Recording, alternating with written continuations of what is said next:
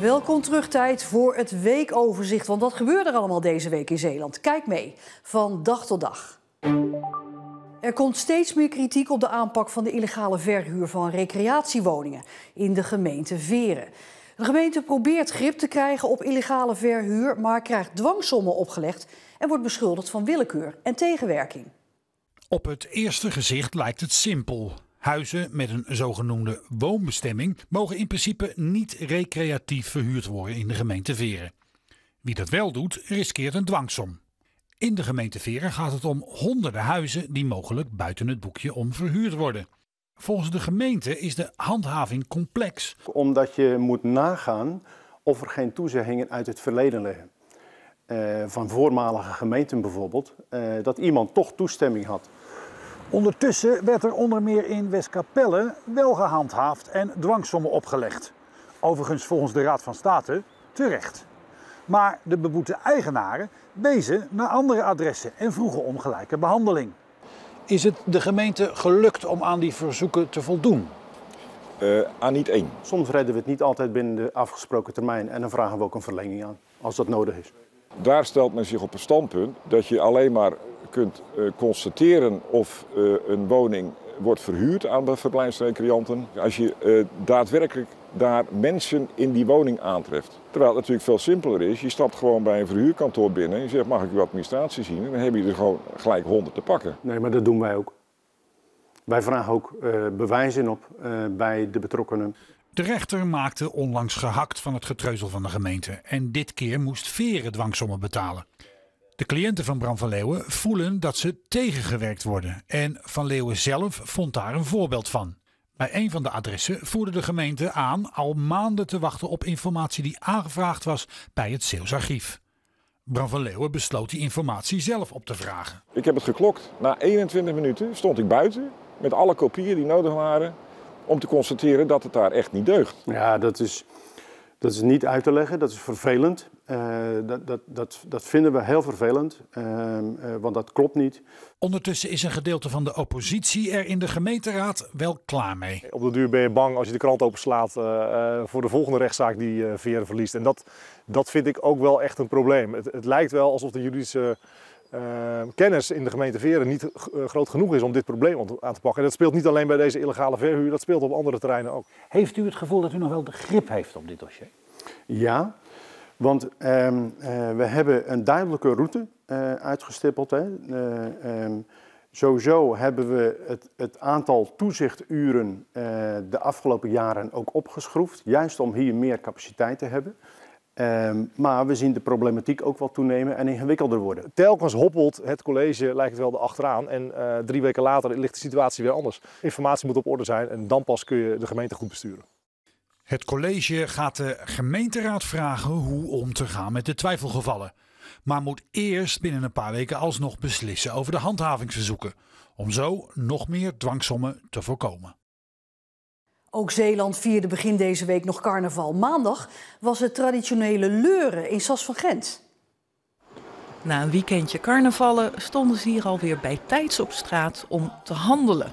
Wij verkopen ballen gevuld met noten om een vrolijke noot tijdens onze ballentent te geven aan de mensen.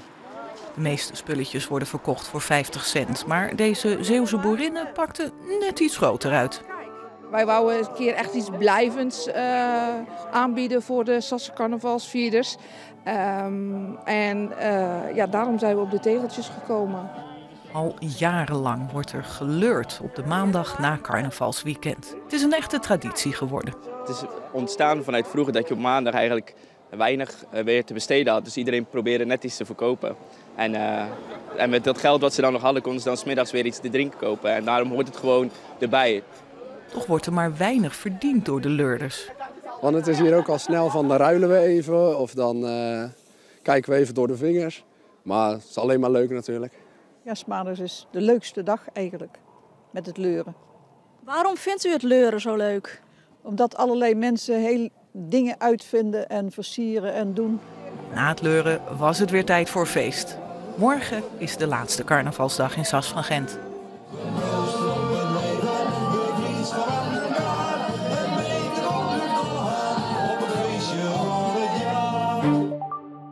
kwam veel protest tegen de uitbreidingsplannen van het Roompotpark in Kamperland. Er moet 29 hectare bijkomen. Tegenstanders vinden het maar niks dat de natuur verdwijnt en zijn bang dat er meer toeristen komen, met alle drukte van dien. Maar wie we tot nu toe eigenlijk niet hoorden is Roompot zelf. Het Beach Resort in Kamperland is de bakermat van de verzameling Roompotparken. Een gedeelte van het park heeft zijn beste tijd gehad en dus wil het bedrijf de boel grondig vernieuwen. En waar dat eerder ten koste ging van de jaarplaatshouders, krijgen die nu in het nieuwe plan een nieuwe plek. Dat betekent dat je de jaarplaats opnieuw gaat aanleggen. De eisen vanuit de overheid zijn tegenwoordig anders dan tientallen jaren geleden. Dat is vooral gedreven vanuit brandveiligheid. En dat betekent dat de afstand tussen jaarplaatsen groter moet zijn dan dat die in het verleden was. Nou, alleen dat feit al, dat zorgt dat er enorm veel meer ruimte nodig is om hetzelfde aantal jaarplaatsen te kunnen behouden. Een van de bezwaren tegen de uitbreiding met 29 hectare landbouwgrond is dat er weer meer natuur verloren zou gaan aan recreatie. Maar Roompot zegt zelf dat er juist meer natuur gecreëerd wordt. Nou, het klopt dat deze akker die gaan we gebruiken in onze herontwikkeling. En waar die voor gebruikt gaat worden is onder andere voor de realisatie van hele brede groenranden. Dus ook een stuk natuur daarin. Er komt een kreekgebied, er komt een duinvallei in. Er komt een watersysteem, dus een circulair watersysteem om ook het zoetwater in dit gebied te behouden. Om ook in periode van heftige regenval toch al het water goed te kunnen opvangen en te bufferen. Dus het wordt heel klimaatadaptief. En dat zoet water in dat gebied biedt ook de mogelijkheid om hier veel meer biodiversiteit te kunnen gaan realiseren. Ook wordt door de tegenstanders gesteld dat in het plan dat voor ligt er meer slaapplaatsen komen. Er is verwarring over de term eenheden. Dat kan namelijk een plek met 2 bedden zijn, maar ook een huis met 8 bedden. Roompot wil dat denkbeeld uit de weg hebben. Het is nooit de bedoeling geweest om het hier drukker te laten worden. Dat is ook de reden geweest dat we in het oorspronkelijke plan hebben het juist het aantal eenheden verminderd. Toch merken we dat het aantal eenheden of het woord eenheden tot verwarring leidt. En daarom is het idee om de capaciteit uit te drukken in bedden. Zodat we ook daadwerkelijk kunnen zien en ook iedereen kan constateren dat het aantal bedden, het aantal gasten daarmee niet toeneemt. En het dus ook niet drukker wordt. Roompot is van plan om de verkeersveiligheid rond het park te verbeteren en te betalen. En het park wordt voor iedereen toegankelijk. De natuur die is eigenlijk hier voor iedereen.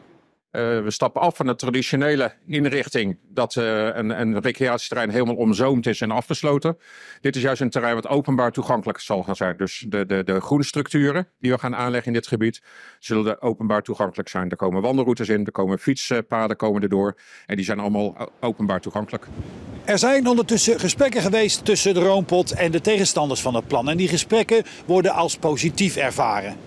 Maar hoe dan ook, uiteindelijk is het aan de Raad van Noord-Beveland om te oordelen of deze 29 hectare akkerland omgezet gaat worden in vrij toegankelijk gebied, weliswaar met huisjes en caravans, of dat het boerenland blijft. Een moeder uit Middelburg die een zwaar verkeersongeluk veroorzaakte, waarbij haar zoontje hersenletsel opliep, hoeft niet de gevangenis in, oordeelt de rechtbank. Het Openbaar Ministerie eiste 2 weken geleden 7 maanden cel, maar de rechtbank vindt een taakstraf van 240 uur beter op zijn plek. Het ongeluk gebeurde 2 jaar geleden op de N57. De vrouw was onder invloed van cocaïne en drank. Zij en haar zoontje van 4 droegen geen gordel en werden uit de auto geslingerd. Het kind heeft weken in coma gelegen. Het jongetje is inmiddels 6. Hij woont niet meer bij zijn moeder.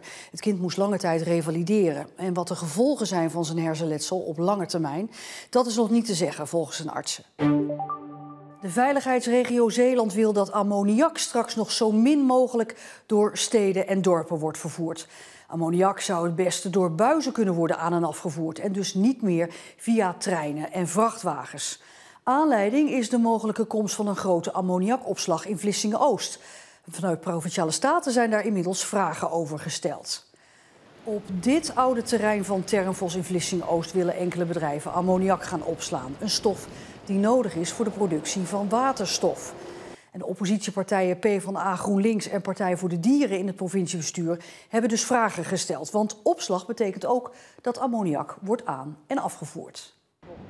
Er is een deel aanvoer met grote schepen. Dus wij willen onder andere weten van hoe gaan die schepen varen. Wat voor eisen worden er aan die schepen gesteld. Hoeveel schepen gaan het worden. Worden dat ook bijvoorbeeld dubbelwandige tankers of niet? Ja, dat is toch een punt van zorg op de Westerschelde. En dan bij de opslag zelf hebben we natuurlijk vragen over hoe dat allemaal goed geregeld gaat worden. Maar vooral ook bij de overslag. Dus hoe gaat dat spul vervolgens het sloeggebied weer uit? Want ammoniak is een heel reactief, giftig spulletje. En wij willen natuurlijk niet dat er allemaal treinen met ammoniak dwars door Goes gaan rijden, bijvoorbeeld. Er is wel gesproken over de veiligheid van die ammoniakterminals zelf. Over hoe dik die wanden wel niet worden en zo. Maar er is niks gezegd over transport, dus dat weten we nog niet. We weten dat het veel wordt, maar we weten niet hoeveel. En we weten ook nog niet welke routes en op welke manier dat vervoerd gaat worden. De fracties wijzen op een ongeluk met een lekkende ammoniaktrein in Servië eind 2022, waarbij tientallen gewonden vielen. Mensen liepen brandwonden, inwendig letsel en hartproblemen op. Ook in Zeeland waren er kleinere incidenten met lekkende ammoniaktreinen. De veiligheidsregio Zeeland maakt zich dan ook zorgen over de mogelijke toename van ammoniaktransporten door Zeeland. Nou, het standpunt is dat we, als die transportvolumes echt fors gaan toenemen, dat je echt grote transportstroom met ammoniak gaat krijgen. Dat we het niet zien zitten dat het door de steden, door onze dorpen, over de wegen, over de spoorwegen richting het achterland gaat. En wij hebben ook wel het standpunt dat we ook moeten proberen om daar waar mogelijk zoveel mogelijk transport door buisleidingen te transporteren. Het probleem is dat die natuurlijk niet 1, 2, 3 liggen. Dat zijn miljarden investeringen en dat kan ook jaren duren voordat ze er liggen. Alleen daar waar mogelijk moeten we dat wel zoveel mogelijk doen. Als het aan Defensie ligt, zou het zomaar kunnen dat er straks meer geoefend gaat worden boven Zeeland. Uit plannen blijkt dat Defensie onze provincie op het oog heeft als laagvlieggebied voor helikopters. Ik heb een verschrikkelijke hekel aan dat geluid van helikopters. En als Defensie boven Zeeland gaat trainen, zijn dit soort geluiden steeds vaker te horen. Het plan is om over de rode gebieden in Zeeland laag te vliegen met helikopters. Op Schouwen-Duiveland zijn er al grote zorgen om die plannen en meerdere organisaties hebben een brief gestuurd met vragen naar Defensie. En ze zijn niet de enige met zorgen. Nou, ik zie dat niet zitten. En waarom niet? Nou, het is een vakantiegebied. De mensen komen hier voor een rust. En als je dan een paar van de Chinook-helikopters over je heen krijgt op 30 meter hoogte, dan word je niet vrolijk van. Nou ja, voor mij hoeft het niet, want er is herrie genoeg hier in Zeeland. Maar snapt u ook dat het nodig is? Want ja, het leger is misschien meer nodig in de toekomst en moet wel getraind zijn. Ja, ik snap alles. Maar ik woon hier en ik zie dat niet zo zitten. Trouwens, met alle vakantiegangers denk ik ook niet. Er zijn ook Zeeuwen die wel openstaan voor training in hun gebied. Als je vermoedt dat je ergens in oorlog gaat komen en je hebt mensen nodig die voor jou gaan vechten, is het ook wel handig als je de ruimte geeft om te laten leren hoe je met die situaties omgaat. Ja, aan de ene kant denk ik van, nou moet dat nou boven Zeeland? Want ja, liever geen geluidsoverlast. Maar aan de andere kant, ja, het is natuurlijk best wel een bijzondere tijd waar ik denk dat we goed vertegenwoordigd moeten zijn en daar hoort oefenen bij. De plannen zijn nog niet definitief en van de zomer wordt er verder over gepraat. Ruim een week na de brand in een loods in Kloetingen waren deze week de gevolgen nog steeds zichtbaar. Bij de brand kwamen asbestdeeltjes vrij en daardoor waren lange tijd straten afgezet. En dat gold ook voor tuinen. De gemeente hield een bijeenkomst waar omwonenden hun vragen en angsten konden uitspreken. Nou, van de omwonenden hoor je vooral vragen, zorgen, een roep om hulp. Dingen die ze ook absoluut niet weten. We kwamen bijvoorbeeld mensen tegen die in hun tuin nog kippen hebben lopen, nog andere buitendieren hebben lopen. En die zitten nu al een aantal dagen in het hok. En die kunnen er de komende tijd ook nog even niet uit. Ja, wat moet je dan precies doen? Wat mag er wel, wat mag er niet? Nou, dat soort vragen hebben wij gisteren gehoord. We hebben ook veel duidelijkheid in hun richting kunnen geven. Dat we als gemeente er heel nadrukkelijk op gaan sturen dat zo snel mogelijk zowel de brandhaard die helemaal besmet is, als de particuliere tuinen en eventuele daken gereinigd gaan worden. De gemeente wil dat die reiniging zo snel mogelijk plaatsvindt. En dat wil ook de eigenaar van de loods, Teunis van Nes. Dit heeft prioriteit nummer 1 voor mij. Dat die lintjes worden weggehaald. Want iedere keer als iemand naar buiten stapt, wordt hij herinnerd aan die enorme vlammenzee. En dat wil ik niet. Dus dat moet wat mij betreft eerst gebeuren. Teunis was in de loods aanwezig toen de brand ontstond. In de afgelopen week voelde hij zich gesteund door de omgeving. Enorm veel medeleven. Ongekend veel. dat is terwijl ze zelf zo'n traumatische ervaring hebben meegemaakt, gaan ze zeggen van waar is Teunis, waar is Teunis? Ongekend. Dus heel bijzonder. Ja, wat doet dat met u? Dat weet ik niet. Ik stond altijd klaar voor iedereen en nu staan ze klaar voor mij. Dat is heel mooi. Fysiek is hij er goed aan toe, maar de schade is groot. En zijn kater Karel is nog altijd spoorloos. Het is te hopen dat hij gevonden wordt, dat hij niet verbrand is. Karel, kom! En dan kwam hij. Nu niet. Dus 's nachts roep ik nog een paar keer. Maar tot nog toe niet gekomen. Vroeger was het iets voor watjes een rijbewijs halen in een automaat. Maar het aantal Zeeuwen dat kiest voor zo'n rijbewijs in plaats van een schakelrijbewijs neemt toe. Volgens het CBS ging het 5 jaar geleden nog om 3%. Inmiddels zitten we al op 7%. En rijschoolhouders verwachten dat dat snel zal toenemen, omdat hybride en ook elektrische auto's de toekomst zijn. En die hebben allemaal een automaat. Ik rij zelf al een jaar of 18 in een handgeschakelde auto, maar een automaat heb ik opvallend weinig ervaring mee, dus ik kan ook wel een lesje gebruiken. Want om te beginnen start zo'n auto al heel anders dan ik gewend ben van mijn benzineauto. Maar na een korte instructie kunnen we vertrekken in de automatische lesauto. Net als steeds meer leerlingen van deze rijschool. We zien echt een significante stijging van de handgeschakelde naar de automaat toe. We zaten vorig jaar, de jaren daarvoor ongeveer op 5 tot 10%. Ja, we gaan nu toch stiekem naar de 25% toe van de leerlingen die toch echt voor de automaat kiezen. Ja, laten we eerlijk zijn, de automaat heeft de toekomst. Handgeschakeld, dat gaat er met de loop van de tijd gaat het eruit. Gelijkwaardige kruising, dus ook het verkeer van hier in voorrang. Jongeren lessen volgens Van Asten meer in een automaat omdat hun ouders een automaat rijden. Maar ook de vele expats in Zeeland kiezen voor de automaat volgens de rijinstructeur. Het zal er ook voor zorgen dat het wagenpark van de rijschool gaat veranderen. We moeten mee. De nieuwe auto's die nu gemaakt worden, die zijn bijna allemaal al automaat. Handgeschakeld zal in de toekomst steeds minder te krijgen zijn. En we hebben nu 7 handgeschakelde Clio's met 2 automaten. En ik verwacht zeker dat het in de toekomst echt omgekeerd zal zijn. En dat we misschien maar 1 handgeschakelde hebben voor de fervente sportautorijder die toch echt het geluid van een uitlaat wil horen. Dus eerder kijken, zorg dat je vlot en vloeiend door het verkeer rijdt. Terug naar mijn rijles, want het rijden in zo'n automaat is wennen, maar valt me niet tegen. Maar het echte oordeel is natuurlijk aan de rijinstructeur. Laten we eerlijk wezen, het rijden met een automaat is echt anders dan het rijden met een handgeschakelde auto. Je moet meer nog meer je omgeving in de gaten houden. En vergeet je linkerbeen, hè. Vergeet echt je linkerbeen en vergeet je rechterarm, want dat is nog even een aandachtspuntje. En dit was Zeeland de Week van deze week. U bent weer helemaal op de hoogte. Zometeen kijken we nog even naar wat er vandaag allemaal gebeurde in Zeeland. Tot zometeen weer en anders fijne avond en tot morgen.